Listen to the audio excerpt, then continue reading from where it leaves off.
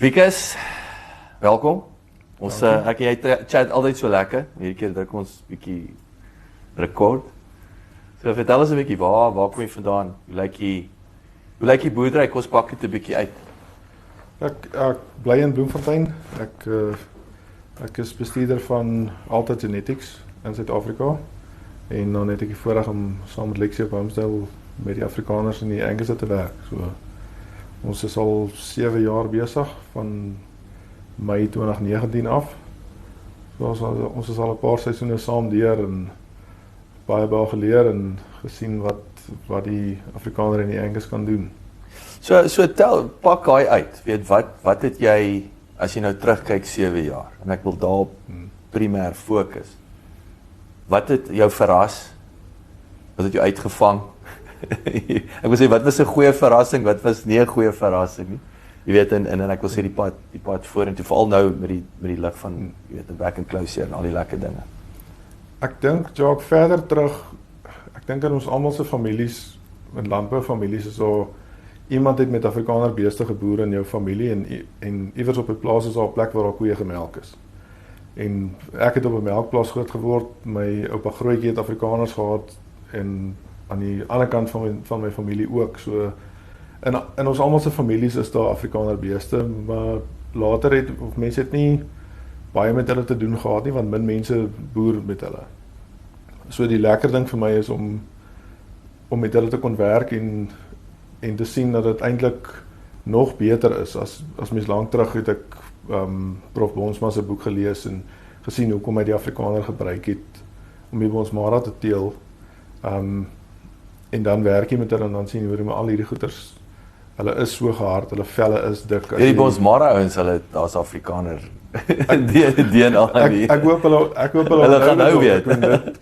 Hulle roem op gehardheid en aanpasbaarheid en die Bonsmara dit by die Afrikaner gekry. Hy het nie by die Hereford en die Korthoring gekry nie. Hy het ander goeie eienskappe daar gekry, maar dit was die basis en die basis van die Afrigus van die Bovelder is ook daar uit ontwikkel, die Afrisim, die Huguenot. Die Afrikaner beeste het Suid-Afrika gehelp bou deur ons mense hier te kry, maar toe hy die mense hier gekry het, het hy die beesbedryf gehelp bou. Dit is ongelooflike agtergrond, geskiedenis. Ja, en aan die Angus kant, ek is nog altyd lief vir 'n Angus. Ek is eintlik lief vir alle beeste. As jy my vra, ek enige beesteras, ek sal vir enigiets stop en kyk. Ja. Ek is lief vir enige beesteras, maar daai twee het by my 'n baie sagte plek. Nie net beeste kan nie net vir mooi wees nie, hy moet ook kan werk en vir jou winsgewend wees, maar ek dink die lekker deel is ek het nog nooit met die kruising gewerk nie. En as jy sien hoe die goeie goeders van die twee rasse bymekaar kom in 'n boerkoei wat regtig maklik is om te bestuur en maklik is om mee winsgewend te boer. Ek dink die koei laat jou toe om dit te doen. Hoekom is dit ek wil sê soek ouens baie boere net daai one-stop shop wil ek sê. Ons praat nou byvoorbeeld met 'n Bonsmara. Jy weet wat jy het. Dit is die grootste bees ras. Kom ons doen dit versus kruissteeling, twee verskillende rasse. Jy weet hoekom sal ouens hier soek hulle net daai gerief of hard commercials wil ek sê of wat as jy nou die twee wêrelde vergelyk? Ek dink in enige vorm van boerdery nou soek jy iets wat jy weet wat goed ontwikkel is en wat gaan presteer. Verminder jou risiko. Ja, ou wat mielies plant teel nie selfs eie kultivars nie. Hy koop hulle 'n baster wat geteel is om te presteer in sy omgewing. Koop hy by 'n saadmaatskappy en dieselfde met 'n beesboer. Dit is 'n besigheid. Al is ons lief vir hulle en weet jy kom ons nou daai bees se hele lewe lank saam met hom. Jy het daai koei se ma en sy ouma grootjie ook groot gemaak en so daar's baie van jouself en jou beeste. So daar is sentiment, maar dit is 'n besigheid. So as jy iets het wat goed ontwikkel is waarmee jy net kan boer, vergelyk met ander bedrywe ook. Die meeste ouens wat varke groot maak, hulle is nie daar is mense wat die lyne teel wat vir hulle dit gee. Dit maak jou boerdery meer effektief as jy iets kry wat klaar gemaak is en rasse soos 'n Bonsmara is goed opgestel daarvoor want hulle is reg ontwikkel, het 'n goeie naam in die mark vir 'n kommersiële boer en klomp ander rasse het daai selfde sal ek sê ja, bekendheid in die mark en ou weet wat hy kry en dis ook as 'n mens jou geld spandeer wil jy weet dat jy 'n goeie kans het. Mens kan nooit beplan vir droogte of siekte of wat soos wat ons nou in is nie, maar jy wil daarom weet dat jy 'n redelike kans het met dit waar jy jou geld spandeer. Yes. En daai so in terme van wat is die impak op daaglikse bestuur? Ek wil weer terugkom van ek het Bonsmara en jy het werk met 2 rasse. Wat is daai praktikaliteite? Ek dink wel eerstens vir ons om by 'n goeie kruising uit te kom, moet ons die 2 suiwer rasse goed bestuur. Ons moet ons Angusse so goed deel as wat ons kan en ons Afrikaners en om hulle kan suksesvol te kan bymekaar sit. Ons vat nie 'n Afrikaner uitskot koei en teel met haar 'n Afrikas kruis nie. Daai koei, die heel swakste koei gaan na 'n terminale bil toe. Want ons moet met al boer of die ou wat by ons 'n vers koop moet 'n vers koop waarmee hy kan boer. So daar's verskillende groepe koeie binne in die kudde wat dit meer ingewikkeld maak, want daar's 'n groep Angusse wat jy met top Angus bulle probeer verbeter in die rigting wat die Angus ras wil gaan en dan dieselfde met die Afrikaner en dan moet jy 'n goeie vroulike Afrikaner diere kry om die Angus by te sit. En dan daai kruisings het ons dan weer die terminale bulle, Charolais en 'n swart Angus wat dan daarop gaan. Want op daai koei gaan dit oor hoeveel ons wil soveel as moontlik wins uit daai maak. En om die derde ras by te sit, of dit nou Charolais of swart Angus is, dis ekstra basterkrag. Want die swart genepool is ver genoeg verwyder van die rooi genepool in terme van die Angus. En dan kry ons die meeste uit daai kalf uit en die eienskappe wat laag oor erflik is, soos moedereienskappe byvoorbeeld. Met die kruising, jy kry nie dadelik 'n groot voordeel in terme van die karkas byvoorbeeld nie. Maar moedereienskappe, melkproduksie, die koei se aanpasbaarheid, daai voordeel kry jy dadelik in daai kruisdier. Omdat jy die 2 rasse, dis wat die basterkrag vir jou bring. So dan het jy dadelik 'n koei wat meer gehard is, wat meer produksie in het. Sy het regtig die beste van al 2. In ons geval, as jy praat van dag tot dag bestuur, wat makliker maak is die Angus kalf op die Afrikaner het nie horings nie. So daar is nie 'n groot dag wat ons moet horings brand. Die meeste van ons kalvers loop net deur. Die Charolais het horings en daai moet ons brand, maar die grootste deel van ons kalvers, ons het nie daai dag van ekstra arbeid, van stres op die kalvers. Niks van daai is deel van wat ons dag tot dag doen nie. Dis net baie makliker om elke dag jou werk gedoen te kry. Wat is daar premie op die einde van die dag? Nou wil ek terugkom na die rande en sente.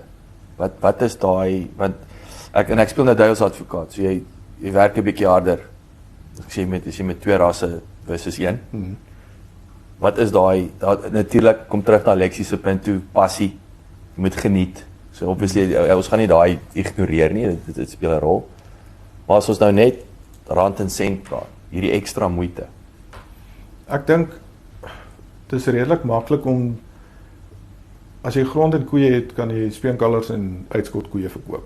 En jy kan 'n bil koop en daarby sit en dit is die minste wat jy kan doen.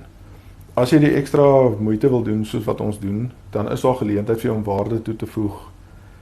In terme van jou Angusse, daar's 'n mark vir Angus bulle in die kommersiële mark en in die stoetmark. Daar's 'n mark vir kommersiële vroulike diere waar jy nou 'n verse net verkoop het as 'n speenkalf. Kan jy nou hulle groot maak en dan iemand anders aanbied om mee te gaan boer. Dieselfde met die Afrikaner, dieselfde beginsel is daar. So ons voeg waarde toe deur die suiwerkuddes te verbeter. En dan, ja, dit is ekstra bestuur om hulle, maar eintlik al wat ekstra is om hulle uitmekaar uit te hou, laat hulle nie by mekaar kom voordat ons besluit watter diere moet by mekaar kom nie, en die administrasie daar agter, maar in ons geval is daar's nie 'n spesiale deel waar die geregistreerde beeste en die kommersiële beeste loop, of 'n ander manier van doen, of ekstra inspuitings, of ekstra kere wat hulle gedip word nie. Alles word op dieselfde manier bestuur, so daar's nie iets anders nie, dis net aan die moeite wat ons doen deur ekstra die diere te weeg. Vers word geweeg met speen met 12 maande, met 18 maande voordat hulle bil toe gaan. Ons weeg elke kalf by geboorte, ons weeg elke kalf by speen, ons weeg elke koei by speen om te kyk hoe effektief is daai koei. En mense hoef dit nie te doen nie, maar hoe weet jy wie is jou beter koeie en hoe verbeter jy jou koeie, jou kudde is jy moet daai inligting hê. Dis in elk geval wil ek sê best practice. Ja, dit is en daar's nog klomp ander goed wat jy nog kan meet, maar ons doen al daai. En dan gebruik jy jou inligting met die teelwaardes en die stamboom inligting en jy weet hoe het 'n sekere lyn geteel, wat is belangrik om sekere lyne bymekaar te sit.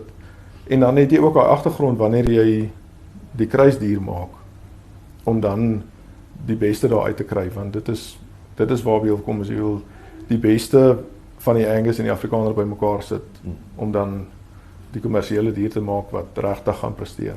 Hoekom het jy 7 jaar gelede besluit om hierdie roete te gaan? Ek het eintlik maar net daarby ingeval by Lexie daarmee, né? Ek dink wat ons wel daarna bygebring het is die Charolais Swart Angus die laaste paar jaar om nog meer uit die kruisdiere uit te kry. Want so dit ekskuus ek van die rede, because so die kruissteling, ek wil sê dis julle strategie. Kruissteling. Ja, ek vir die kommersiële net Angus nie, dis nie net Angus. Vir die kommersiële dier is dit so, maar vir ons is dit eintlik alles. Dit is nog steeds, want ons werk hard om die Angus kudde te verbeter, om die Afrikaner kudde te verbeter en jou diere wat daar elke jaar is jou kommersiële groep ook beter, want jou onderpunt weet die lyn skuif op. Yeah. So jou kommersiële vers wat jy 2 jaar terug sou dalk meer in die geregistreerde kudde sou opgeneem het, is nou nie meer daar nie, maar sy is nog steeds goed genoeg as 'n goeie kommersiële koei. En nou gemiddeld is beter as wat jy gehad het. Die een kudde wat jy altyd moet wen is jou eie een. Jy hoef nie 'n buurman te wen nie. Almal doen nie dinge op dieselfde manier nie, maar jy moet beter wees as wat jy was, want alles word duurder. So jy moet meer doen op die grond wat jy het. Ja. En dit is om 'n beter dier te hê wat jou gras kan omskakel in vleis wat jy kan verkoop, want dit is tog wat ons doen. Dit is 'n vorm van 'n fabriek. Daar's baie meer eksterne faktore as 'n fabriek en 'n stoor in die stad, maar dit is wat ons doen. Ons vat iets wat nie, ons kan nie gras per ton natuurlike veiding verkoop per kilogram nie, maar ons kan goeie kwaliteit Angus en Afrikaner vleis verkoop as 'n hoë waarde proteïen. Dis eintlik waarby mense moet uitkom is, en ook vir ons belangrik is as jy 'n steak bestel, dan wil ons hê jy moet 'n goeie steak eet. Dit is anders gaan jy dit nie meer doen nie, dan gaan jy iets anders koop. Dis ook eintlik, en die 2 rasse wat ons het is bekend vir baie goeie vleiskwaliteit. So die Afrikaner, min mense weet dit, maar die Afrikaner het baie goeie vleiskwaliteit, 'n sagte vleis met lekker geur, en Angus het geen bekendstelling nodig in terme van sy vleiskwaliteit nie. Ja. Altyd genetics, weer interessant, genetics is al interessante goed wat jy daar sien. Ek weet daar's nou melkkoeie, maar is daar lesse wat jy daar leer wat jy kan toepas in die boerdery, en ek net wil altyd dink ek is multinational, massiewe Amerikaanse maatskappy. Ja, ek dink so, Jacques, ek dink daar's ook 'n vleisafdeling, 'n baie groot vleisafdeling. Elke dag help ons die melkbore, ons kliënte, om meer effektief te wees in hulle bestuur en om meer winsgewend te wees. En dit is een van die belangrikste goed wat ek geleer het lank terug by een van die ouens wat ons opleiding doen is, hy het altyd vir ons gesê, boerdery as 'n leefwyse is 'n baie swak besigheid, en boerdery as 'n besigheid kan 'n baie lekker leefwyse wees. En as 'n mens dit so, al is jy hoe sentimenteel, al is jy hoe lief vir daai koei, iewers moet jy die besluit maak en sê, ongelukkig is sy nie meer winsgewend genoeg nie. Sy is nie meer deel van daai stelsel nie. So ek dink die genetiese vooruitgang bring finansiële vooruitgang. Want hoe gaan jy dit beter doen? Hoe gaan jy daai gras in iets meer hoër waarde omskep as wat jy laas jaar gehad het, is deur 'n beter diere op te sit. 'n wat meer effektief kan omskakel. Dis hoekom ons die koeie by by speen weeg en dan weet 'n koei wat 'n lae speenpersentasie het, sy skuif na 'n terminale bil toe as hy in die geregistreerde kudde is, sodat ons nie van haar nageslag terughou nie, sodat ons net die mees effektiewe koeie se dogters in die kudde kan hou, want dis wat die kommersiële ou wil hê. Hy wil nie 'n groot swaar koei hê wat 'n ligte kalfsbeen nie. Ons almal wil 'n koei hê wat groot genoeg is vir volgens die omstandighede, nie te groot nie, ook nie te klein nie, en wat dan met die bil wat jy vir haar gee, 'n kalf kan maak wat jy kan bemark. Ja. So wat sê ek wil terugkom na tips en triks toe. Ek wil jy het nou al klaar hierso 'n paar belangrike goed gesê. Jy weet, ek sê wat is 'n paar goed wat om te doen en nie te doen as jy nou weer eens kyk die afgelope 7 jaar. Ek dink 'n mens jy moet inligting hê. Enige vorm van boerdery is maar gedryf deur die inligting wat jy het wat vir jou die besluit te maak. En van daai inligting is iets wat jy nie kan, dit is nie in 'n boek nie. Jy moet dit leer oor soos die bestuur van die weiding. Daar is boeke daaroor, maar daar's nie 'n boek oor jou plaas nie.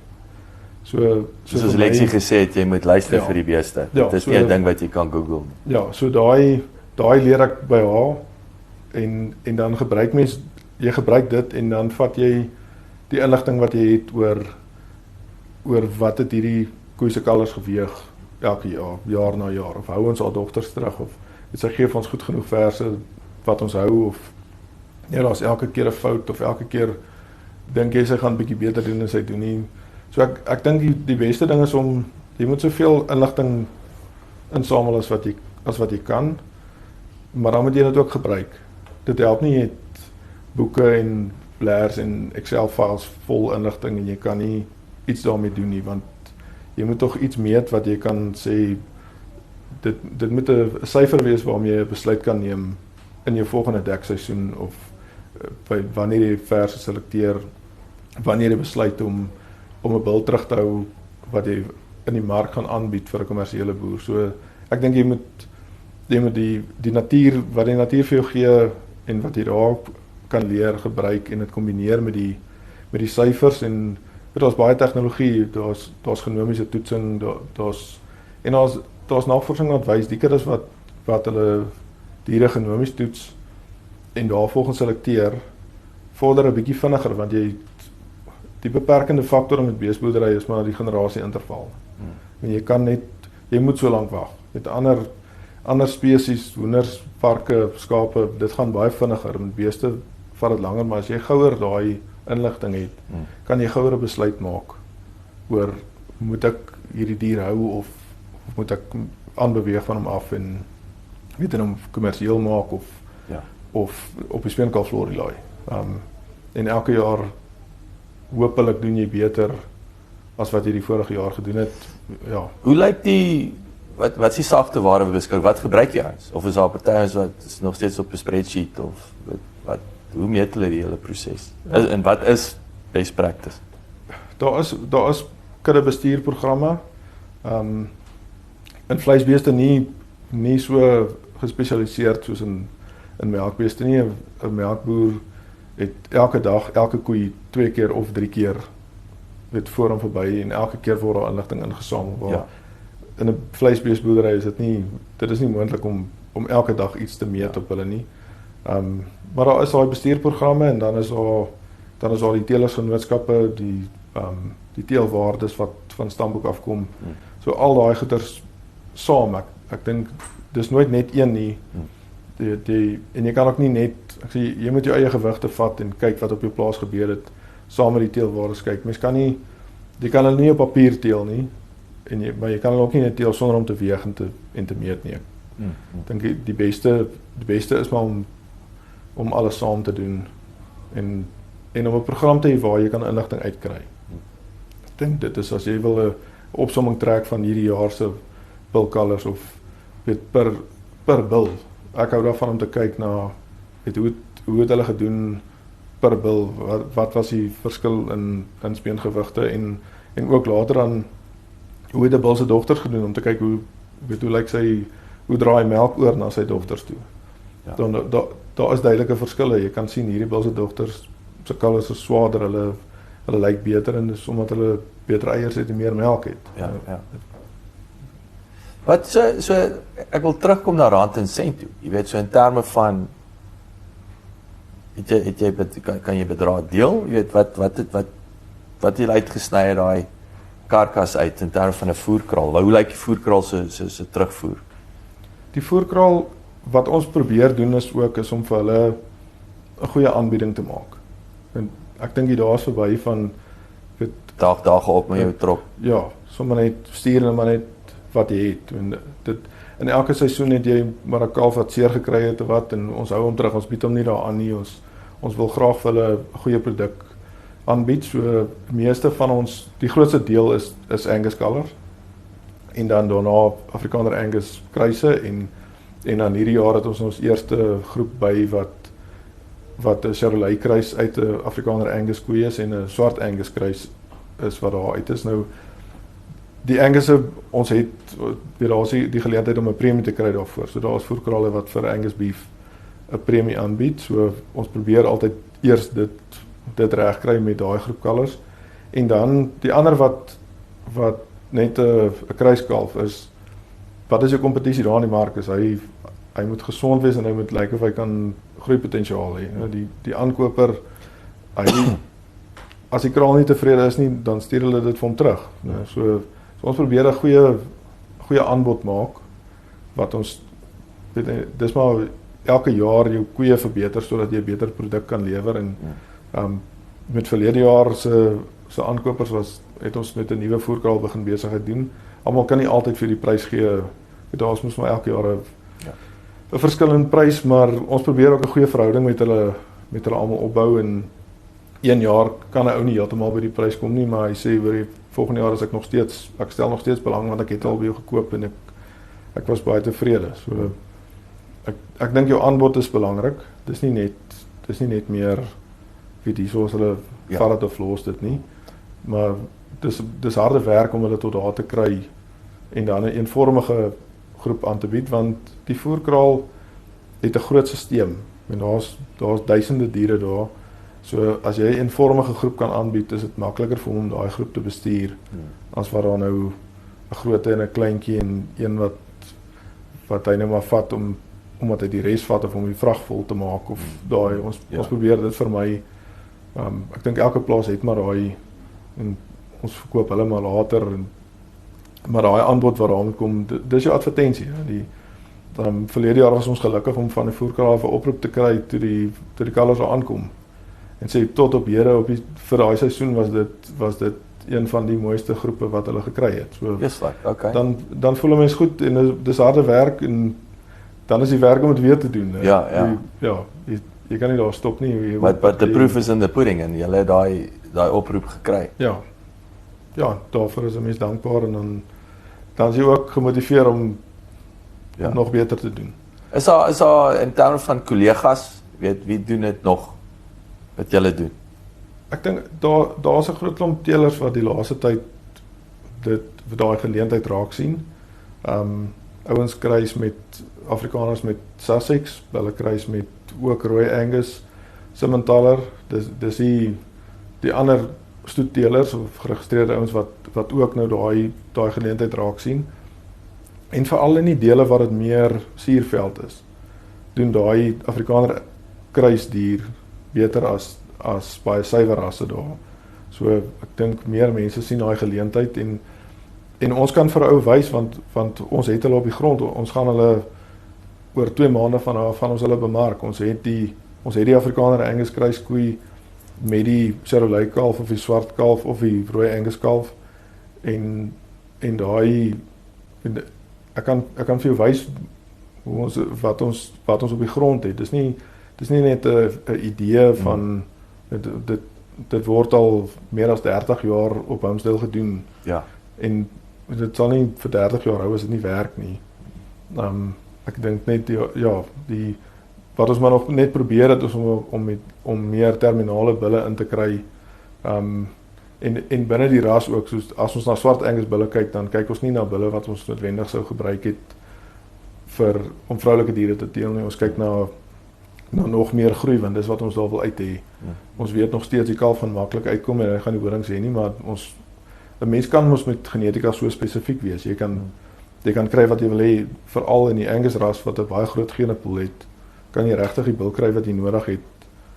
En dis maar hoe enige ou dit doen, of jy soeibone plant of mielies of sonneblomme, jy kry daai genetika wat jy nodig het om vir jou die resultate te gee, en dis hoe ons dit doen. Jy het vandag op Black and Closeer, julle het ook 'n paar uitdagings onlangs gehad, né? Wat hoe sien jy die dinge, wat gaan aan? Hoe voel jy? Ek dink ja, ons is maar almal is bekommerd. Ons het goeie vriende wat regtig deur moeilike tye is. Ons is nog gelukkig om dit nog nie by ons te gehad het nie, maar dit is in die omgewing, so hier as dit 10 km van jou af is, dan is dit regtig op jou voorstoep, en jy hoop maar dat jy geënt kan word, en dat die staat dan van daar af gaan regtig sê wat hulle gaan doen. En dan hoop ek maar, uiteindelik dink ek, as ons self kan die geleentheid hê om ons diere te ent, en om onsself te kan beskerm, want dis maar wat jy doen. Staatsbeheerde siektes is lankal nie meer, ek dink staatsbeheer nie. Brucellose is lankal nie meer staatsbeheer nie, en ons doen self moeite om ons diere te toets. Ons het op 'n tyd privaat getoets, want ons kon nie, die staat kon nie by ons uitkom nie. Nou, wat mense doen is om jouself skoon te hou, en om vir jou koper, om hom ook te beskerm, want jy wil nie daai siekte vir hom in sy kudde hê nie. En dieselfde met Black and Closeer is om, as 'n mens die geleentheid het om jou eie koeie te beskerm, dit is tog jou bate. Dis hoekom ons hulle aanhou verbeter. Dis nie net iets wat ons omdraai nie. Ons hou nie net met random koeie terug elke jaar nie. Ons weet wat ons wil hê, in watter rigting ons wil gaan, en wie is die verse wat in daai prentjie inpas. En as ons na veiling toe gaan, kyk ons weet watter soort bil het ons nodig om ons kudde na die volgende vlak toe te vat. So daarmee saam, as 'n mens jou eie kudde kan beskerm, dan dink ek dit sal regtig goed wees. Dit is nou maar, toe ek klein was, my pa het nog knopvelsiekte dier een keer in sy lewe geënt, en dan is dit verby, en toe vroeg middel 90's het dit verander, en ons leef al 30 jaar daarmee, wat ons elke jaar moet ent, so dit lyk maar na iets waarmee ons gaan moet saamleef. Ek dink mens moet verantwoordelik wees, en dit jouself en jou bure probeer beskerm, en as ons eie diere kan beskerm, dink ek gaan dit maar die beste wees. Dis is daai ding wat hulle sê, charity starts at home, so in hierdie geval is die dieregesondheid begin by die huis, nee, begin op die plaas, nie worry oor jou buurman nie, dit is hoe jy hom bedien. Ja, 'n gesonde dier presteer beter. Ja. Wikus, dankie vir jou tyd, dankie dat jy 'n bietjie vir ons in kon kleer, dit is baie interessant. Ek dink ons wil hierdie aan die groot klok hang, man. Jy weet, dit voel vir my dis so 'n bietjie amper geheime inligting. Ja, dankie Jacques, ons wil dit nie 'n geheim, dit moet nie 'n geheim wees nie, want daar's voordeel in. Dis lekker om jou medeboer te sien goed doen, en dis hoekom ons werk aan groei in die kudde, maar ons gaan een van die dae hierdie vroulike diere aan ander ons beskikbaar maak, en dit sal lekker wees om te sien dat 'n buurman of 'n ander boer met daai genetika goed doen en winsgewend boer. Dus jy sê oor 2 maande, so wanneer is jy datum en plek? Wat julle Nee, ek dink ons sal seker teen die einde van volgende jaar by ons getal wees waar ons kan dan 'n groep van daai vroulike diere aanbied, en Okay, so dis om die draai. Ja, ons werk hard daaraan, want dit is ook ekstra waarde vir die boerdery, om vir iemand 'n boerkoei aan te bied teenoor net 'n speenkalf, en daar's meer waarde in, en as hy ou daai waarde sien van daai koei wat gehard is, wat 'n goeie moeder is, en jy kan enigiets daar opsit, want daar's kalwingsgemak is dit gaan nie net oor die bil wat 'n klein kalf gee, of nie grove bene het nie. Die Afrikaner en die Angus ras, daar is maternale kalwingssyfers ook, en dit sien mense in alle rasse wat kalwingsgemak meet, is hoe maklik kalf 'n bil se dogters. En ons weet dat 'n Afrikaner koei en 'n Angus koei kan kalf, al wanneer ons moet help is wanneer daar iets abnormaal is, 'n kop wat gedraai is, of 'n kalf wat nie reg presenteer met kalwing nie, maar anders het ons nie kalfprobleme nie. So jy wil daai voordeel gee vir die ander boer wat wat weet hy het 'n trop koeie wat maklik gaan kalf en wat die kalf van groot maak en vir hom wins maak. Dankie.